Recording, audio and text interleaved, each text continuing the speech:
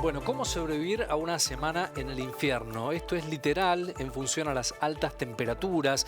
¿Cuáles son los cuidados que debemos tener para los niños, para los adolescentes, también para los adultos mayores, en función a este impacto de altísimas temperaturas en la Argentina? La Argentina está viviendo varios días seguidos de temperaturas que rondan los 40 grados. El Servicio Meteorológico ha emitido alertas y ha dado a conocer recomendaciones para el cuidado de salud personal, de medio ambiente y también de la energía. Nos vamos a poner en contacto en forma directa con el doctor Juan Pablo Costabel, que es médico cardiólogo. Doctor, un gusto, un placer saludarlo. Muy buenas tardes. Buenas tardes y el gusto es mío. Gracias por la invitación para participar de esta charla. Bueno, primera pregunta, me imagino que es recurrente en estos tiempos. ¿Qué hacer ante las altas temperaturas y cuáles son los elementos de cuidados para evitar un golpe de calor, doctor? Bueno, creo que es muy pertinente que toquemos este tema en estos momentos, es muy pertinente que aprovechemos estos medios para informar a la gente porque el golpe de calor, esta situación de aumento de la temperatura corporal es algo grave para las personas, sobre todo para aquellas personas más vulnerables que son las que están en los extremos de la vida, las personas que tienen más de 75, 80 años y las personas que tienen a lo mejor menos de 5 años, los niños, son los que tienen menos herramientas corporales habitualmente para defenderse de este aumento de la temperatura. Y el golpe de calor es una situación que puede ser grave, es una situación que puede afectar y que puede hacer que una persona termine hospitalizada por esta razón, que afecte la vida de una persona, así que debemos tomarlo en serio y proteger especialmente a estas personas. En ese sentido, tenemos muchas herramientas para hacerlo. Tomar conciencia de que esta situación puede ocurrir es la primera.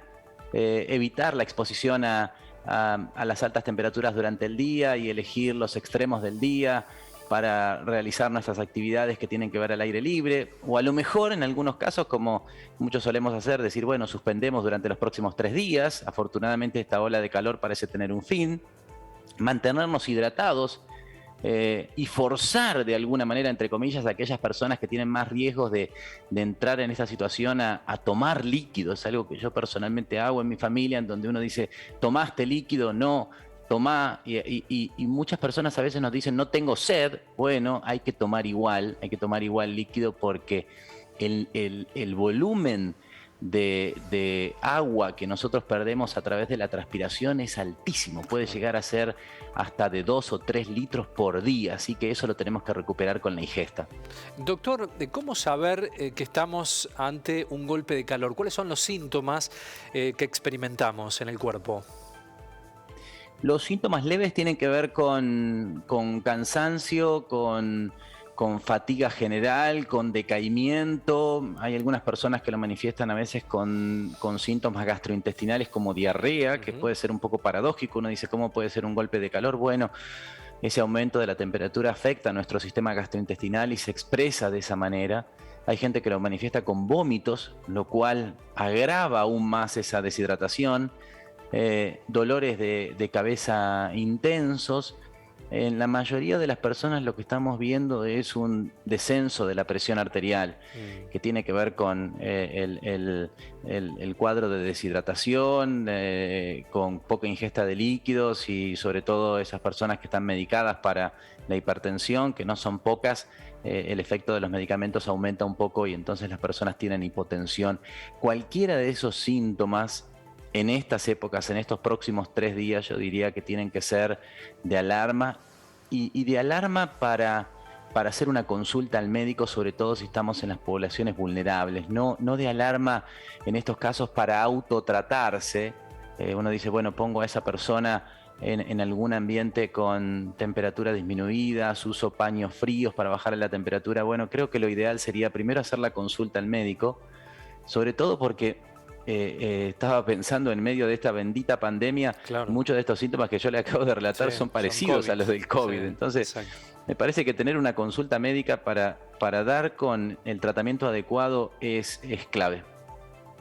Allí donde hay que atacar y elementos para mitigar. Estamos en casa, estamos con síntomas leves de lo que pareciera un golpe de calor. ¿Con qué elementos lo empiezo a mitigar a ese golpe de calor, doctor? Bueno, tenemos que tratar de bajar la temperatura corporal. hidratarnos es una forma de prevenirlo y es la mejor forma de tratar los líquidos fríos. Y acá podemos hacer una aclaración que a veces es bastante obvia, pero los líquidos tienen que ser líquidos sin alcohol, ¿no? A veces es común y muchos de nosotros lo hacemos que nos hidratamos con una cerveza fría, ¿no? Que es algo que parece saludable, entre comillas, y la verdad es que es una mala elección. El alcohol aumenta la temperatura corporal, aumenta el nivel de calorías y a su vez tiene efecto diurético, con lo cual es una muy mala forma de hidratarnos. Estar en ambientes que puedan estar refrigerados de alguna manera también es bueno, y utilizar paños húmedos con líquidos fríos para ponerlos en la frente, ponerlos en las axilas, en las ingles de los chicos y de los adultos. Eso también es una forma de bajar la temperatura.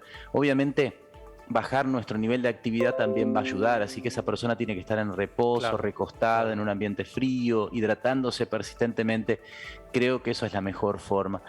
Ahora, si esa persona no logra hidratarse porque tiene vómitos, no logra hidratarse porque tiene dolor abdominal, ahí no perdamos tiempo porque necesitamos la consulta médica.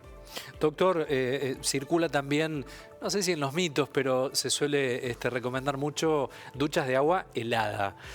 Tampoco es conveniente, ¿no? No, el extremo de temperatura tampoco es conveniente. El cuerpo produce una vasoreacción que hasta puede caerle mal a la persona, así que yo diría, sí, bañarse con agua, no helada, pero agua fría. Eso es algo que va a ayudar. Duchas prolongadas también van a ayudar. Si a eso le sumamos el cambio de la ropa, porque la ropa mantiene la temperatura muchas veces. Si utilizamos ropa que permite una buena ventilación de la superficie del cuerpo, lo que nosotros necesitamos es que el cuerpo pierda temperatura, y la forma de perder la temperatura es o lo enfriamos externamente o lo dejamos que transpire. Y para eso, estar con poca ropa o con ropas livianas, ropas finas que permitan que el cuerpo lo haga es clave, sí. Doctor, lo corro 2 segundos de este tema.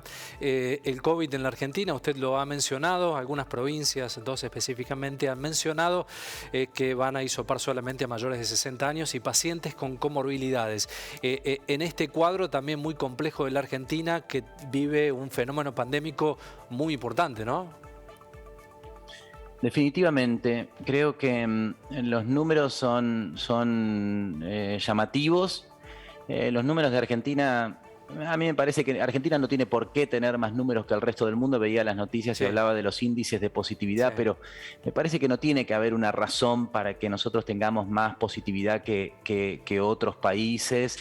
Al margen del tipo de vacuna que podemos haber utilizado, hoy por hoy nuestros esquemas de vacunación son similares a los del resto del mundo, así que probablemente tenga que ver con quién se testea, con cómo lo testeamos, pero sí, el volumen es importante. El volumen está generando un nivel de ausentismo importante, y eso afecta varias de las actividades, entre ellas las actividades hospitalarias. O sea, los médicos también se tienen que aislar, las personas que hacen los testeos también se tienen que aislar, y eso hemos escuchado que hubo problemas en ese sentido, así que me parece correcto. Sí, oportuno recordar que hoy tenemos la vacuna, digamos, y la vacuna la tenemos que utilizar. Es algo, es una oportunidad que tenemos. Aquellas personas que hayan recibido la vacunación completa, que se den ese refuerzo. Me parece que no podemos perder la oportunidad. Yo entiendo que puede haber gente que desee personalmente no vacunarse por distintas creencias, y lo respeto. No tan así respeto a los promotores de las antivacunas, porque hoy por hoy nosotros estamos viendo, por ejemplo, aquí en Capital Federal se ve que más del 90% de las camas de terapia intensiva están ocupadas por pacientes no vacunados. Claro. Y ese porcentaje de no vacunados hoy en Capital Federal es casi 5 o 7%. O sea, no ponen en peligro la vida de la gente cuando promovemos la no vacunación. Así que aprovechemos la vacunación, y aprovechemos la vacunación no solamente de los adultos, sino también de los chicos. Estamos muy atrasados en la vacunación de los chicos. Entiendo que los padres puedan tener miedo a una vacuna que a lo mejor no está suficientemente probada. Sin embargo, las tasas de infecciones en chicos proporcionalmente han aumentado mucho más que en las olas anteriores y sí me parece que sería muy, pero muy grave y el impacto para una familia sería terrible, poner en peligro la vida de un chico porque no se vacunó. Hoy tenemos información de que la vacuna de Sinopharm que estamos recibiendo y la vacuna de Pfizer al día de hoy son seguras y efectivas en niños, así que promovamos la vacunación. Doctor, hace unos días en la provincia de Córdoba se empezó a trabajar, se autorizó a las farmacias y demás para los autotest. ¿Cuál es su mirada respecto a este tema? Bueno, nosotros lo hemos dicho ya varias veces, nuestra mirada es muy positiva sobre el autotest, es una herramienta más, sobre todo en un país como el nuestro y en el mundo en donde no tenemos suficiente capacidad para testear a todos aquellos que se tienen que testear, usándolo con responsabilidad.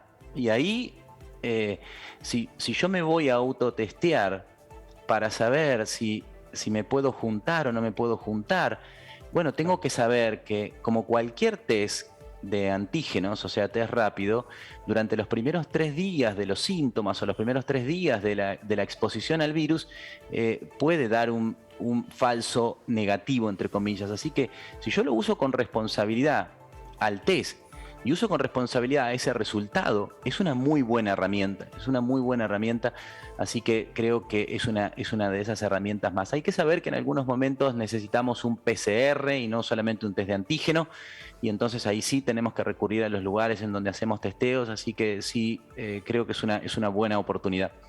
Lo interesante es el avance que usted decía de la vacunación y de aplicación de la tercera dosis. Se habla de una cuarta también, por lo menos en Europa ya está funcionando, ¿no? Totalmente, y algo que me parece que para los argentinos, yo recuerdo que cuando algunos esquemas de vacunación por una cuestión media forzada tuvieron que ser mezclados, ¿no? Gente que recibió Sputnik y después recibió Pfizer, recibió Moderna, y eso nos generaba un poco de ruido sobre si estábamos respetando esos esquemas. Hoy por hoy sabemos que la combinación de vacunas parece hasta más efectiva que los esquemas con una sola vacuna de un solo fabricante. Así que creo que es algo que afortunadamente nos ha pasado. Hoy tenemos esquemas que son variados, las vacunas generan respuestas distintas. Probablemente por lo que se ve en los análisis de laboratorio, el nivel de anticuerpos empieza a bajar al tercer mes, logra niveles que a lo mejor están por debajo del 30-40%, que podrían no ser protectores al mes 6, y con ese booster, con esa nueva vacuna, esos anticuerpos llegan a más del 90%, incluso parecen más altos que los niveles logrados con el esquema de 2 dosis inicial, así que sí, y probablemente estos boosters, estos refuerzos los tengamos que hacer cada 3 o 6 meses, por lo menos mientras dure este nivel de intensidad de circulación viral. Doctor, ha sido muy gentil, muy amable por su tiempo, ¿eh? Al contrario, muchas gracias, felicitaciones por permitirnos difundir esta información y que tengan una buena tarde. Muchas gracias, saludos.